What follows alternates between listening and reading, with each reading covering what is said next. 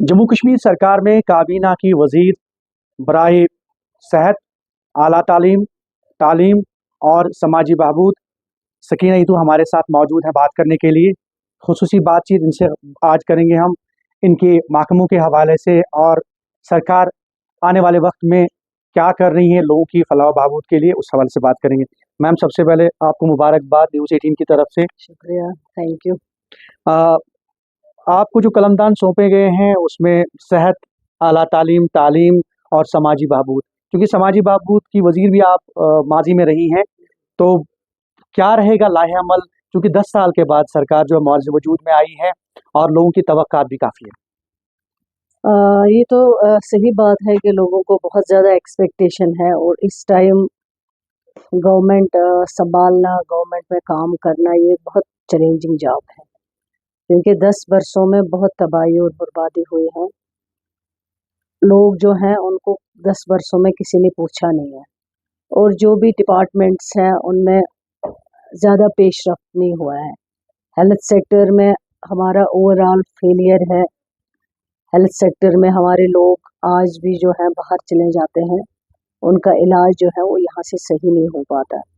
उसके लिए काफ़ी ज़्यादा इंफ्रास्ट्रक्चर, वैकेंसीज़, चाहे वो सब डिस्ट्रिक्ट हो, हमारा एम्स हो, चाहे मेडिकल कॉलेजेस हो जो फंक्शनल हैं, चाहे डिस्ट्रिक्ट लेवल पे हो, या पीएचसीज हो, डिस्पेंसरीज हो। जो हमारा जो हमने इलेक्शन से पहले एक मैनिफेस्टो तैयार किया है, उस मैनिफेस्टो में हमने हेल्थ सेक्टर के लिए भी काफ़ी कुछ चीज़ें जो हैं, पॉइंट्स जो हैं वो रखे हैं। इसी तरह एजुकेशन डिपार्टमेंट है, इसमें ऑलरेडी लोग होते हैं जो काफ़ी तालीम याफ्ता, पढ़े लिखे, एक्सपीरियंस्ड लोग होते हैं, और मुश्किलें भी बहुत हैं, कमियां भी बहुत है। इसमें भी सबसे ज़्यादा दिक्कत है कि रैशनलाइजेशन डिपार्टमेंट नहीं कर पाता है। एक एक जगह 100 टीचर हैं, बच्चे वहाँ 10 भी नहीं हैं। उस लिहाज से कई चीज़ें करनी है। एकोमोडेशन कहीं पे जो स्कूल हैं वो कहीं रेंटेड बिल्डिंग्स में है। आपके पास हमारी जो छोटी छोटी बच्चियां होती हैं, उनके पास वहाँ वॉशरूम इस्तेमाल करने के लिए नहीं है। बहुत मुश्किलें हैं, बहुत काम करना है, और इंशाल्लाह मुझे ये उम्मीद है, भरोसा है, जो मेरे लीडरशिप ने मुझ पे यकीन और भरोसा दिखाया। सबसे पहले जो नूराबाद के लोगों ने मुझ पे यकीन किया, भरोसा किया, मुझे अपनी नुमाइंदगी करने का मौका दिया है, और फिर उमर अब्दुल्ला साहब ने, कादिसानी डॉक्टर फ़ारूक अब्दुल्ला साहब ने जो मुझे जम्मू कश्मीर यूटी के लिए इस वक्त जो ज़िम्मेवारी दी है, मैं कोशिश करूँगी कि इंशाल्लाह मैं इस ज़िम्मेवारी में कोई कसर नहीं छोड़ूंगी। मैं ईमानदारी से काम करूँगी, और जम्मू कश्मीर के लोग हमारे अपने लोग हैं। जम्मू कश्मीर लद्दाख के लोग, हमारी जमात नेशनल कॉन्फ्रेंस से हर वक्त सबको साथ चला के चले हैं, चाहे वो लद्दाख हो, चाहे वो जम्मू हो, चाहे वो कश्मीर हो। और इंशाल्लाह आज जब हमने कैबिनेट उमर साहब ने बनाई है, जम्मू से हालांकि सीटें कम मिली, लेकिन उन्होंने फिर भी जम्मू से डिप्टी चीफ मिनिस्टर साहब लिए हमारे भाई, ताकि जम्मू को ये ना लगे कि कहीं भी किसी भी जगह पे उनको हमने इग्नोर किया है।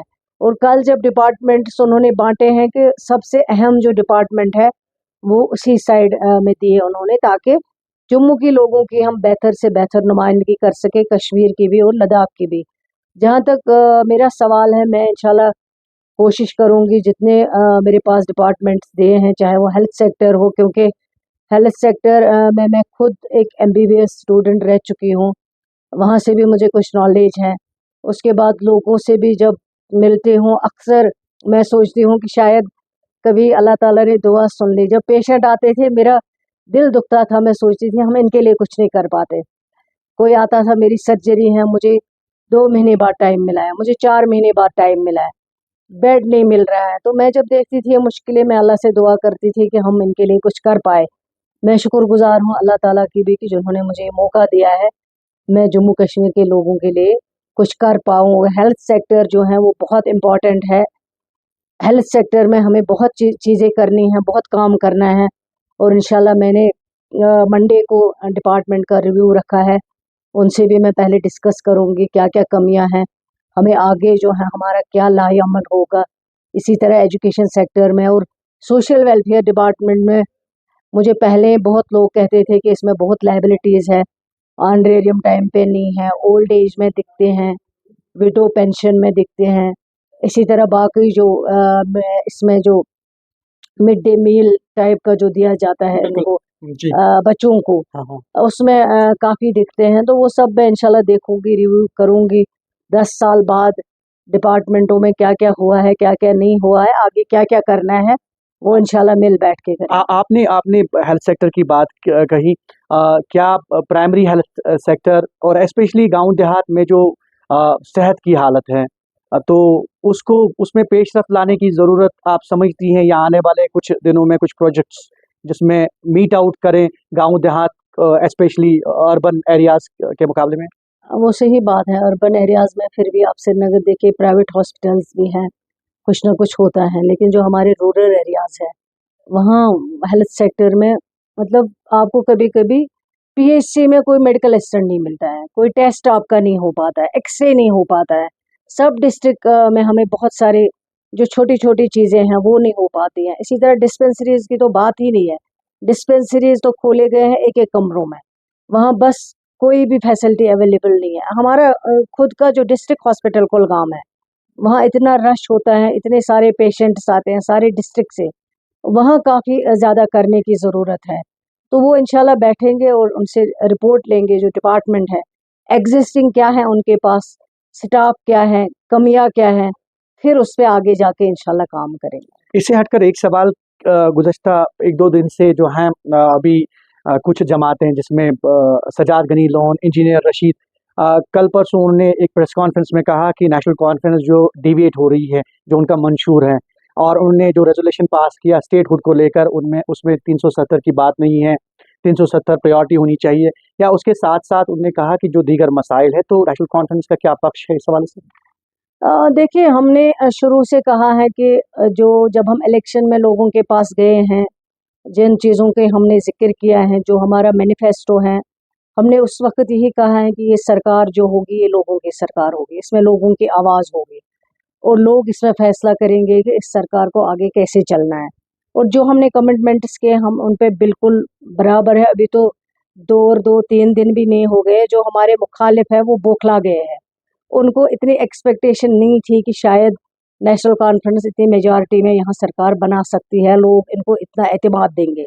इसलिए वो आउट ऑफ फ्रस्ट्रेशन बेचारे बातें कर रहे हैं, लेकिन हमारा जो मंशूर है, जो हमारी कमिटमेंट है, वो खुद 2-2 4-4 सौ वोटों से जीत के आए हैं। लोगों ने उनको रिजेक्ट किया हुआ है, लोगों ने उन पे एतमाद नहीं किया है। लोगों ने अगर किसी पे एतमाद किया है वो नेशनल कॉन्फ्रेंस की लीडरशिप, इस झंडे पे, इस जमात पे।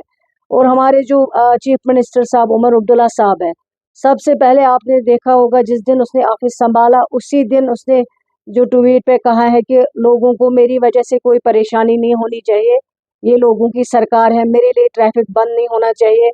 और हम भी यही कोशिश करते हैं, मैं भी अपनी सारी सिक्योरिटी को बोल के रखती हूँ, मेरे घर में आप सर्च मत करिए किसी की, जो भी आएगा मेरे अपने लोग हैं वो आएंगे, मुझे उनसे बात करने दीजिए, हमें लोगों से दूर मत करिए। अगर आप कहीं पे चलते हो, लोग मिलते हैं, गाड़ी रोकते हैं, हमें उनसे मिलने दीजिए, हमारी वजह से किसी को परेशानी नहीं होनी चाहिए। और ये वो सरकार ने, क्योंकि 10 साल में जो हमने मुश्किलें देखी हैं, जो हम लोगों के पास जाते थे, उनकी बात सुनते थे, उनकी मुश्किलात सुनते थे, और इंशाल्लाह हमने जो भी कमिटमेंट्स किए हैं, क्योंकि ये एक बहुत बड़ी जमात है, एक तहरीक है, एक तंजीम है नेशनल कॉन्फ्रेंस। शेर कश्मीर शेख मोहम्मद अब्दुल्ला साहब ने इसकी बुनियाद डाली है। उन्होंने अपना सारा जो उनकी लाइफ थी वो उन्होंने जम्मू कश्मीर के लोगों के लिए सेक्रीफाइस, 24 साल उन्होंने जेल में गुजारे हैं। सारी इज्जत हमने हासिल की थी, लेकिन जो इज्जत हमने हासिल की थी वो एक पार्टी ने आके रातों रात उसको ख़त्म किया है, बिल्डोज किया है। वो पार्टी रिस्पॉन्सिबल है, उन पार्टी को जवाब देना चाहिए। लेकिन इंशाल्लाह हमारी जो कमिटमेंट है हम उस पर बिल्कुल पाबंद है, बिल्कुल कायम और दायम है। इंशाल्लाह उस कमिटमेंट में हम कहीं पे भी कंप्रोमाइज़ नहीं करेंगे। आखिर पर ये बताइए कि एक बहुत बड़ा मैंडेट मिला नेशनल कॉन्फ्रेंस को, तवक्कात जीत के बाद बहुत ज़्यादा है, क्या मैसेज रहेगा? क्योंकि अवाम 10 साल के बाद बहुत ज़्यादा एक्सपेक्टेशंस में है। हमें कोई मुश्किल चीज़ नहीं लगती है, क्योंकि मुझे आज भी लगता है जब मैं 96 में इलेक्शन लड़ने आई तब मुझे कोई तजुर्बा नहीं था। जब मैंने 14 दिन यहाँ कैंपेनिंग की थी, लोगों को मेरा नाम भी याद नहीं था। वो कहते थे इतो साहब की बेटी को वोट देना है। जिन गाँवों में 136 गाँव थे तब आज 140 है। 136 गाँवों में हमने पैदल सफ़र किया। गाड़ी एक जगह जाती थी, 10 गाँव हम पैदल जाते। 29 गेटेड ब्रिजेस थे, फ्लड डैमेजेस ब्रिजेस थे, रोड कनेक्टिव नहीं था, इंफ्रास्ट्रक्चर नहीं था, बिजली का नामो निशान नहीं था। जो मेरे फादर ने काम किया था वो सारा तहस नहस हुआ था। रोड का तो कहीं पे लगता नहीं था ये रोड है। इसी तरह हर सेक्टर में उन्होंने तबाही और बर्बादी की थी। लेकिन जब फारूक अब्दुल्ला साहब के ऊपर लोगों ने भरोसा किया है, वो 29 गेटेड ब्रिजेस हमने 1 साल में कंप्लीट किए। नए रोड कनेक्टिविटी हर गाँव में दी। हर गाँव 136 गाँव आज कनेक्टेड है, मैग्नेटाइज्ड है और इंशाल्लाह नए हमने कुछ काम किए हैं। कॉलेजेस बनाए हैं, ब्लॉक्स दिए हैं, डिग्री कॉलेजेस दिए हैं, नए ओपनिंग किए हैं। RET स्कीम में लाखों को रोजगार दिया है। DG साहब ऑन स्पॉट आके उन्होंने भर्ती की है, उसमें कोई भी लगा लेकिन पॉलिटिकल मुदाखलत नहीं थी। हम सोचते थे रोजगार मिलना चाहिए, किंतु लोगों ने बहुत मुश्किल हालात देखे थे मिलिटेंसी में। आज तो वो हालात नहीं है, लेकिन आज जो मुश्किलात है इंशाल्लाह हम कोशिश करेंगे और हमारे अंदर वो जज्बा है, वो कैपेसिटी है। इंशाल्लाह हम लोगों के तौक़ातों पे पूरा उतरेंगे, लोगों के लिए काम करेंगे और अल्लाह ताला से दुआ मांगेंगे कि अल्लाह ताला हमें हिम्मत दे, तौफीक दे। जो लोगों ने हम पे भरोसा किया है उस भरोसे पे हम पूरा उतर सके।